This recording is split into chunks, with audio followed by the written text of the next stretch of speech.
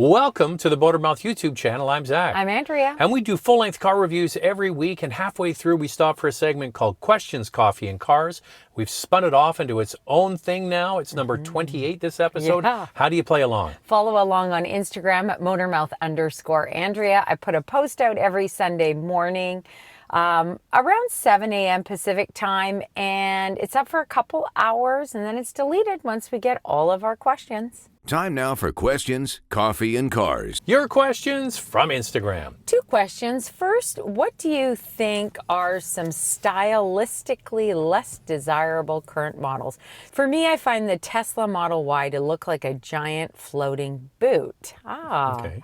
And then also, any updates on VinFast? There's rumors that they are having a lot of issues. Can we do VinFast first? Sure. So the first batch of cars they shipped to the U.S., I think it was about 800 of them or so. Yeah. They had Just under 1,000. Yeah, a delay shipping them to customers because they had major issues with the head unit and the programming. Now they're delivering them to U.S. customers and Canadian customers in very small numbers. Yeah, which is probably a good idea. The VF8 Well, I don't does think not... there's the demand, that's why. Oh yeah, probably not the demand. We're finding that with EVs in general because they're much too expensive. The VF8 doesn't have a digital driver display, so when that center touchscreen went down, that's where all your key driving information is. So they really needed to shut that down, obviously. There's also a delay with the Carolina plant. They have pushed it to 2025 now, so vehicles are still being built in Vietnam, and I suppose maybe 2025 will be the time. Well, they just for the turned Carolina plant. They just turned soil on that not that long ago. You know, it's interesting. Our son's friend was over the other day, and his parents bought a VF8, and they're actually saying good things about it. They're really enjoying it. So I was a little bit surprised to hear that. And they're Vietnamese Canadians, so I think that's a big built-in customer base, are sort of expat Vietnamese. Yeah, they want to support the company. Yeah. All right, so ugly cars. Off the top of my head, I'm not a fan of Tesla design either. I think it's very bland. There's not much going on. It's just, there's no decoration on the cars. I just think that some EVs are pretty quirky looking. True. You know, they're really different. I think that some brands have done a really great job, like the Mustang Mach-E, I think looks really good. Some may say that the Hyundai Ioniq 5 is weird looking, and other people say it looks amazing. So it's really, you know, to each their own. I'm with Zach. I don't really see how you can say a Tesla looks beautiful, but looks are subjective. Do you have some new favorite compact SUVs? Recently got a Taos as a daily driver, and despite some saying it's horribly unreliable, it's worked well for me. Save the DSG. Well, that's actually a subcompact, right? It's not a compact, but I get it. The subcompact SUV market is just exploding because people want to have something that's a utility, but they don't have to spend as much as the bigger brothers. And I think they're all different, and they all offer some positives and negatives, you know, in their own way. The Taos is definitely the winner on space. It's really quite large, especially in the cargo area. But we just recently drove the new Kona, and I think that the extra space in it is great. But you know which one offers the most value? The Kia Seltos. Yes. I was going to say I was going to say Steltos, and then I'm like, no, it's Seltos.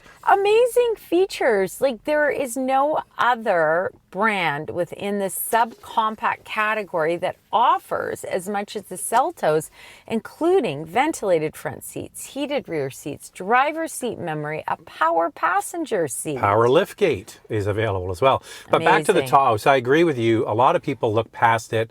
They are worried about Volkswagen reliability, but it does come with already a 1.5 liter turbo. So Hyundai and Kia, their premium models have a 1.6 turbo. Yeah. They're more expensive, but Volkswagen puts a 1.5 turbo in all of them, and it's actually it's as close as you're going to get to driving an old Golf. The only issue with the Taos, and these are the complaints I get, is that the dual clutch transmission in the all-wheel drive model can be jerky. I personally like it.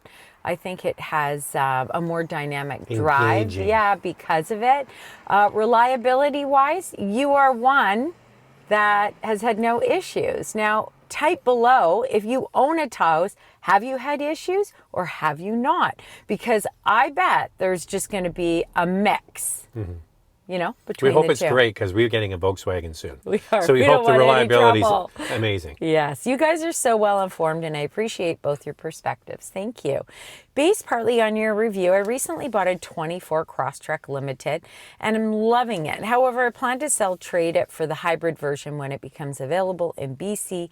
Any idea when that will be? No, I don't know.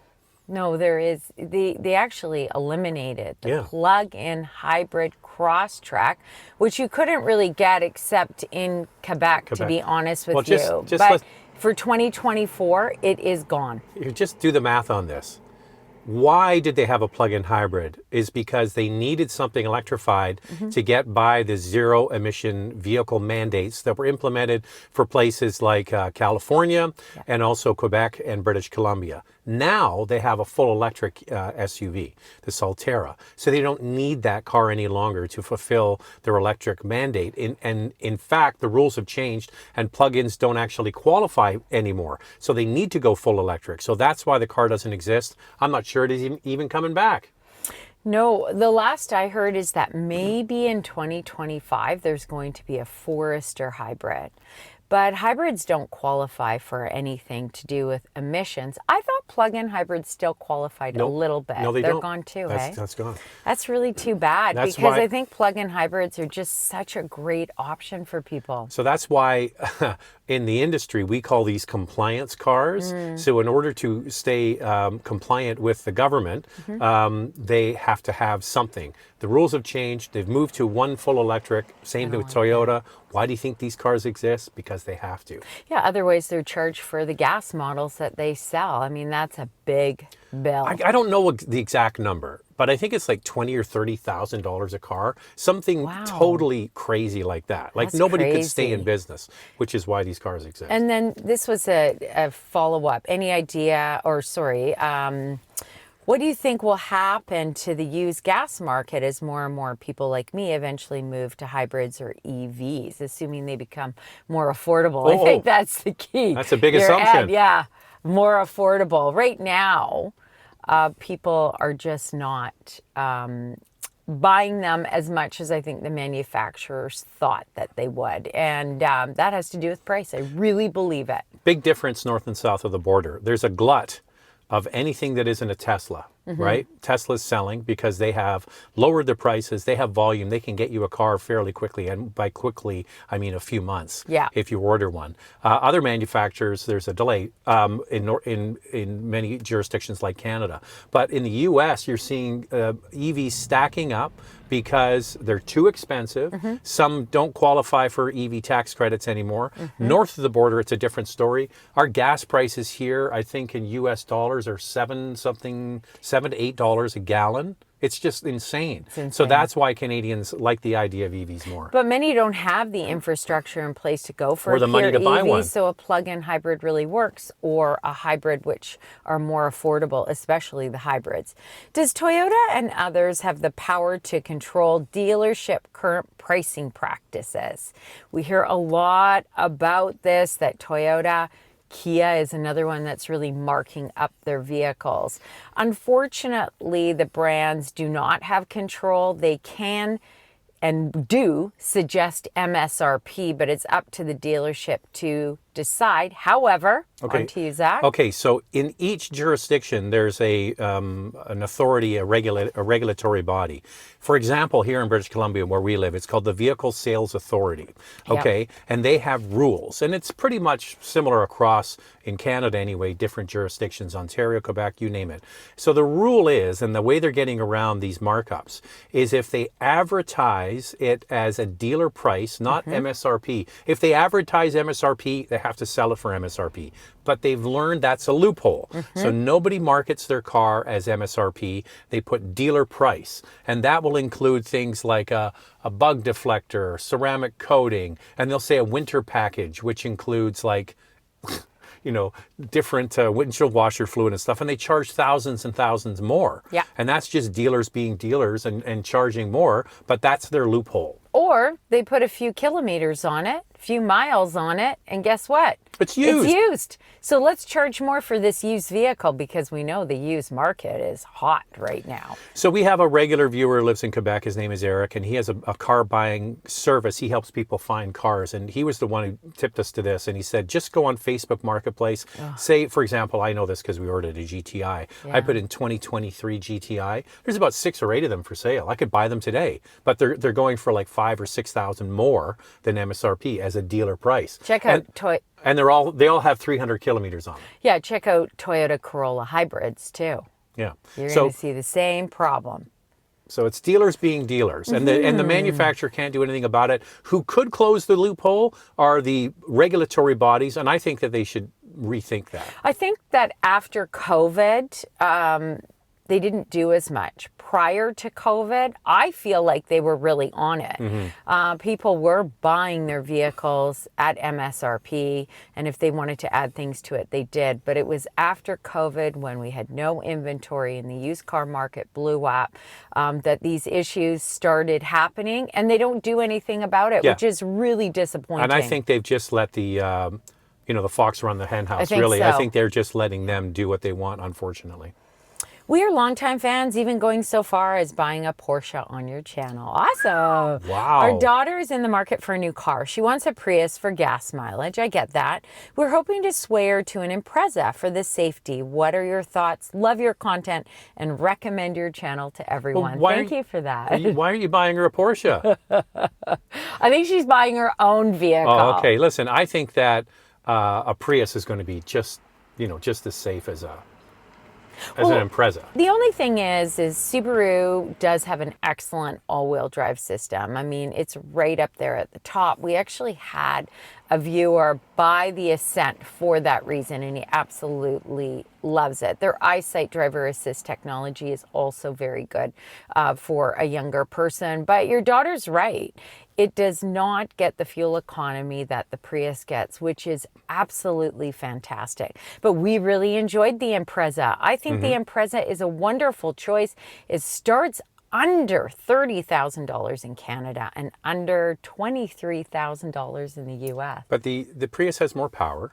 Now it's got the new 2-liter engine. It's way better on fuel. It's not a bad looking car anymore. It's actually a good looking car. It is available with all-wheel drive. Put good winter tires on it. My brother has a front-wheel drive Prius. He drives in Ontario in the winter. He puts on good winter tires. He got no problem. He's got a long commute too. He drives all the way from Richmond Hill to Scarborough every day, and he's happy with it. He's ordered another one. I also believe the resale value on the Prius will be better than the Impreza. I mean, people are just wanting to move to electrified vehicles, and they want good fuel economy, and the Prius offers that.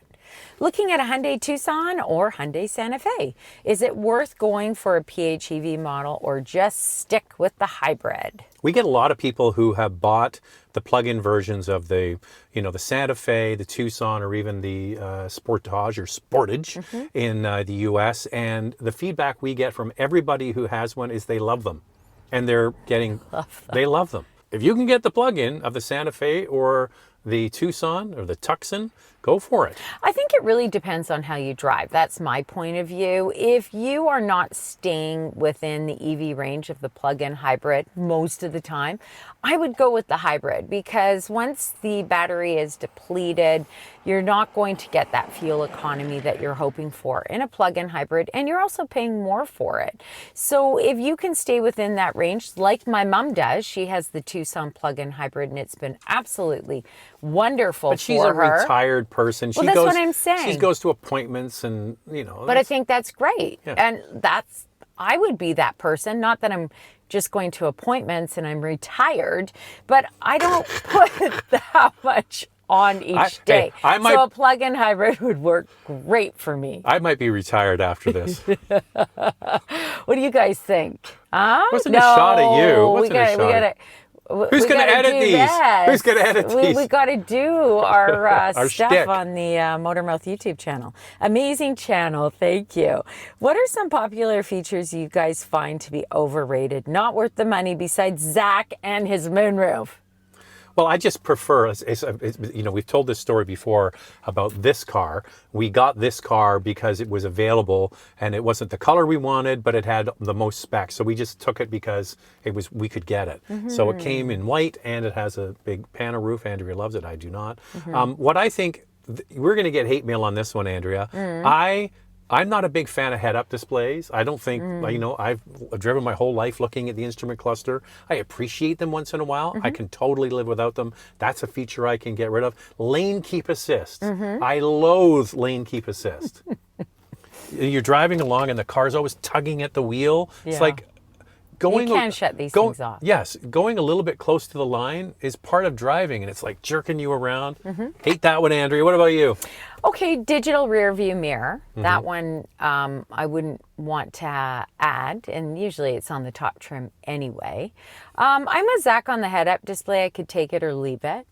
I also think, you know, we have a smaller screen in our car. I think the reason why we will focus on screens that they're larger or smaller, it's really based on new vehicles and being competitive with each other. What everybody else has. And a lot of people are asking. Yeah, right? yeah. But however, if you bought a used vehicle and the screen was smaller, I'd be okay with that.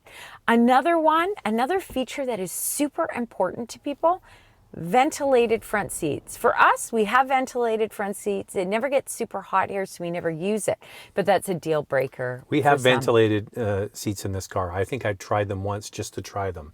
I did, you know what I did? I was driving our son and his friends to their grad ceremony, and it was so hot. And they all put on the ventilated. Well, only he did. I shouldn't say they all. There are no ventilated rear seats. I was just wondering about that. No. They're not ventilated? Only heated rear seats, yeah. As soon as you said that, I was thinking, are they? You're wondering if they were. No, they're not. So I think those kinds of features. I do like wireless Apple CarPlay and Android Auto now. No, but wired works well. But what's overrated? Overrated for me, and people are going to say, I love my head-up display. For sure. Knock yourself out. Fill your boots. I just don't think, and lane keep assist. Hate the lane keep assist. Yeah. Okay, here we go. Hi, friends. Could you please recommend me a great large SUV, safety, comfort, and reliability? So what I don't know is when you say large SUV, are you thinking Chevy Tahoe, or are you thinking midsize, like Hyundai Santa Fe? I don't know. I think this person asked it on the live show. Oh, really? Live show's back on Sundays, by the way. So I broke it down, Andrea. I did that on the live show. I broke it down. I said, what would I choose for? Yeah, what would you choose? And then I'll say what I Okay, choose. so the large non-body on frame. So those are... There's coffee in here, by the way. Oh, yeah, everybody says we don't have coffee. Really? I would go with like the Grand Highlander. The big ones are the Grand Highlander, the Atlas, the Traverse from Chevrolet, and then the Korean cousins, the Palisade, and the Telluride. So those are all the biggest, right? With the biggest third row. And then you move over to the body on frames, and I would go with, you know, like the Suburban and the Tahoe and all those. Now, for comfort level, the Hyundai Santa Fe is super comfortable. If you Not buy... Santa Fe. Are you going with Santa Fe? No, but if you buy a Cadillac, they're very comfortable. I'm just breaking down comfort the way he said. Lincoln, all very comfortable.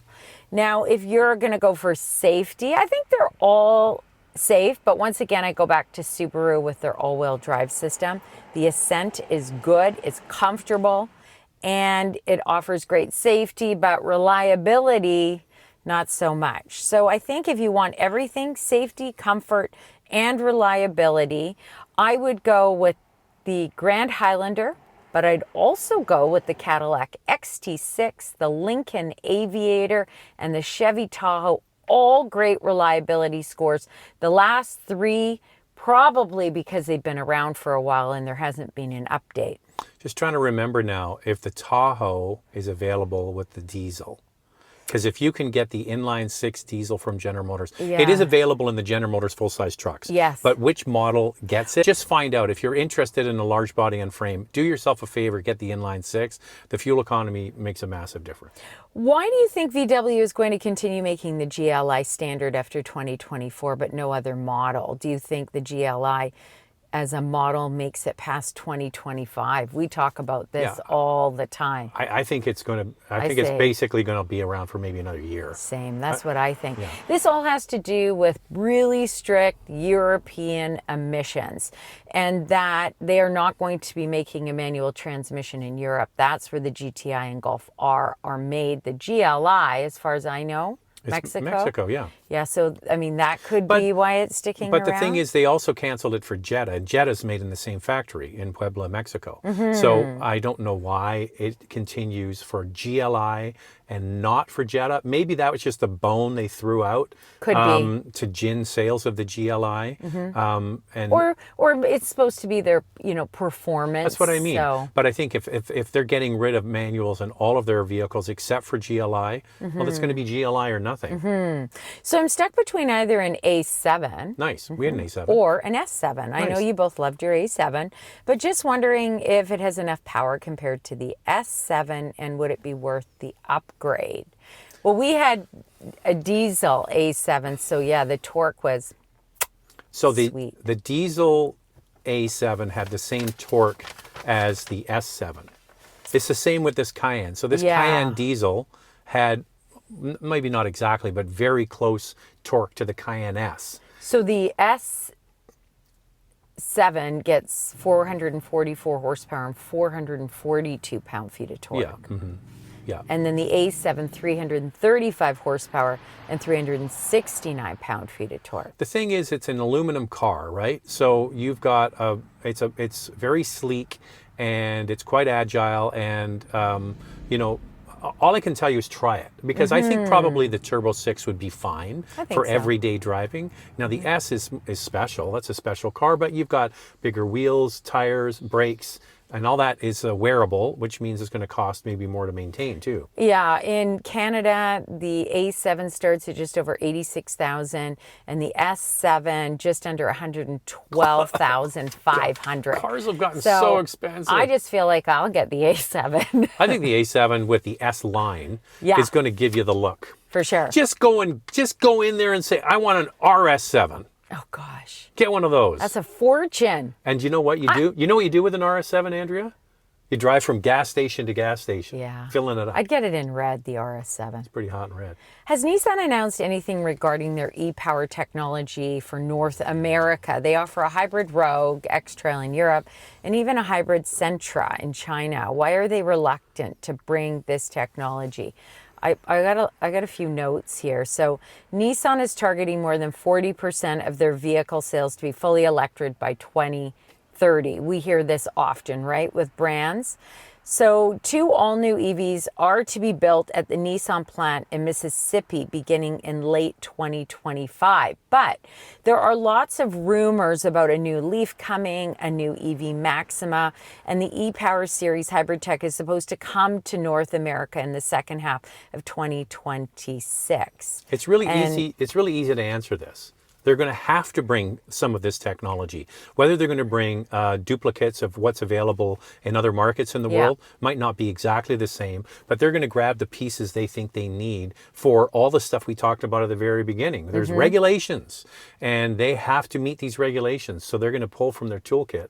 EV's probably going to be bigger than all of them, though. And I also heard, though, that they are going to follow Toyota's strategy of bringing more hybrids in. I mean, we're not there yet with Nissan, which is a shame, but those are the rumors. Okay, so remember we talked about the EVs, and then in the US they're not selling as well. And Jim Farley, CEO of Ford, basically came out and said, we're going to invest and bring in more hybrids. They're seeing what Toyota is absolutely dominating with that, and they feel that they have, similar technology, and they could go back to producing way more hybrids again and help fill the market. And the thing is, their hybrids are quite reliable. And great fuel economy on those hybrids as well. That brings us to this next question, which is an interesting one.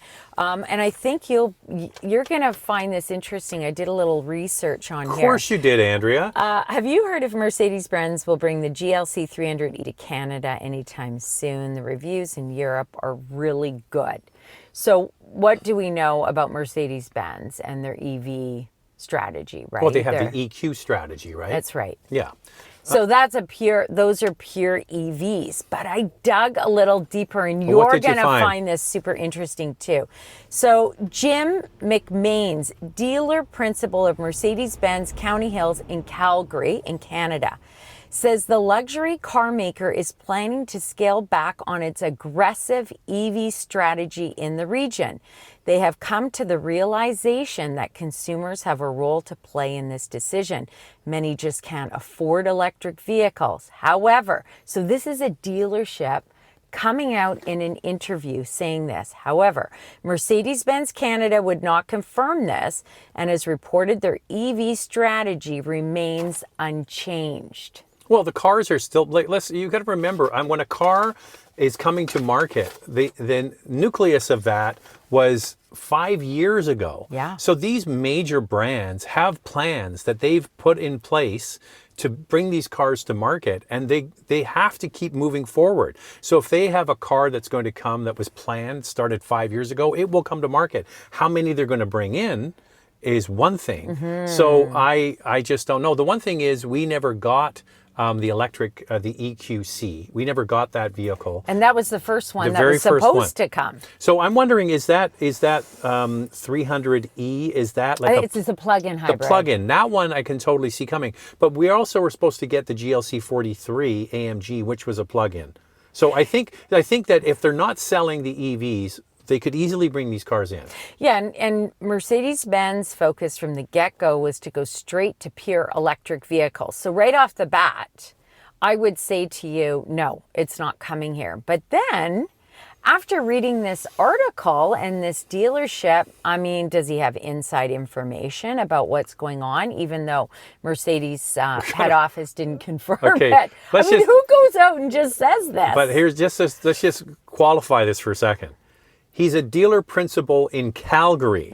Okay, Calgary is oil country. That is where the head office is of the Canadian oil industry. That's where our oil comes from. We have the third largest oil reserves in the world in Canada. And so I can understand that they're not beating down the door to buy EVs in Calgary. Still, for him to come out and say that when that wasn't Mercedes-Benz strategy is very interesting to me. So let's watch this and see what the future holds for Mercedes-Benz. I would absolutely love it if they brought in hybrids and plug-in hybrids. Remember, their 48-volt mild hybrid system is not a hybrid. I think the industry overall is coming to a day of reckoning with the hard push on electric vehicles. In the United States, electric vehicles have plateaued. They're not really getting past 10%. And there was a Cox Automotive analyst said, all the first intenders have bought them, and now who are we going to sell them to? I know. And they're way too expensive, and all of these car companies are going to have to go back to what Toyota has said all these years. We're going to develop hybrids, plug-in hybrids. Sure, we'll do EVs, but that's the best way to knock down CO2. I'm just frustrated with the way things are right now. People are struggling to put food on their table. They're having a really hard time paying their rent, buying clothes for their kids, and yet these electric vehicles that we're all pushing forward to by our government, people just can't afford them. And I think it's really unfair. I don't understand that, Andrea. Why can't somebody just go out and buy an EQS? I know. Never mind an EQS. I'm just joking. How about a Volkswagen ID4 at $50,000 for a rear-wheel drive But where's model? the ID3? Why didn't they bring in the cheaper Exactly. ID3? Why are they getting rid of the Bolt? I mean, the cheap and cheerful electric car now is back to the good old original Nissan Leaf. Yeah. Nissan Leaf. Think about that. Okay, we're out of time. Can we do one more? Okay, just one more. But you have to make my it battery quick. is running low. Okay, really quick. Have you ever got emails or phone calls from the company that they say they're not happy with your review? Absolutely not. From nobody except for one. Who was that? Rivian. Oh, Rivian. I forgot about that. That's it. Yeah, we're Just not driving Rivians anymore. I don't think they're going to give us... I've been doing this for 30 years, getting different cars to drive every week. Never once have I had a car manufacturer say, we're not giving you cars or not aware because we don't like it. But you're Rivian was the only one. Rivian I totally did. forgot about They that. didn't like our and they didn't review like our review of the their pickup. truck. Yeah. We said it was too expensive. Oh, we said an electric car was too expensive. And then you're going to start writing, well, you can buy a Tesla. Trust me, for some people, a Tesla's too expensive. Okay, one quick one, because it's you just and a your quick one more. answer. Just And a we're quick over one. 30 minutes. Okay, subcompact SUV that can handle 2 hockey bags in the trunk without folding the back seats. The biggest in the subcompact class for cargo space Is Taos? 27.9 cubic feet. Yes. Nailed it. Nailed it. All right, so how do you play along if you want to get a question in for Follow the Motormouth YouTube along. channel, Questions, Coffee, and Cars? That's on every week. Follow along at Motormouth_Andrea on Instagram. I post every Sunday. Post is only up for a couple hours. Get your questions in. Once we have them, the post is deleted. Shazam. Yeah. See you later. See ya.